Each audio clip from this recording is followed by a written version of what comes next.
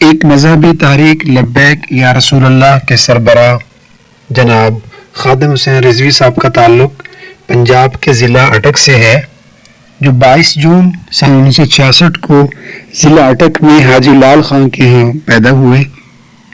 جہلم کے مدارس دینیہ سے آپ نے حفظ و تجوید کی تعلیم حاصل کی، پھر اس کے بعد لاہور جامعہ نظامیہ رضویہ میں سے آپ نے درس نظامی مکمل کیا۔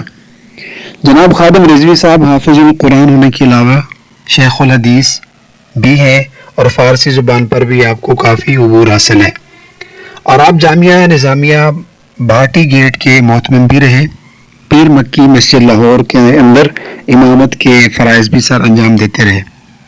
موصوف ایک ٹریفک حادثہ کے اندر معذور ہو گئے تھے اور بعد میں سہارے کے بغیر نہیں چل سکتے تھے۔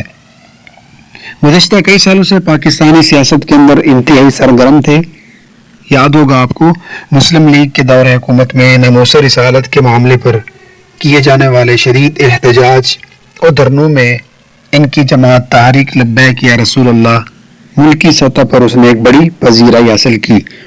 تحریک لبیک انتخابات کے دوران لاکھوں ووٹ حاصل کرنے میں کامیاب رہی۔ گزشتہ ہفتے ایک مرتبہ پھر انہوں نے اسلام آباد کی جانب رخ کیا اور حکومت سے مطالبہ کیا کہ فرانس کے سفیر کو ملک سے بدر کیا جائے۔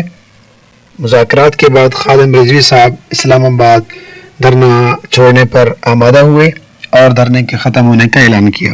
اسلام آباد دھرنے میں آپ کی طبیعت خراب ہوئی تھی، اس لیے آپ لاہور پہنچے اور بعض اطلاعات کے مطابق کہ آپ کی لاہور میں ہی وفات ہو چکی ہے۔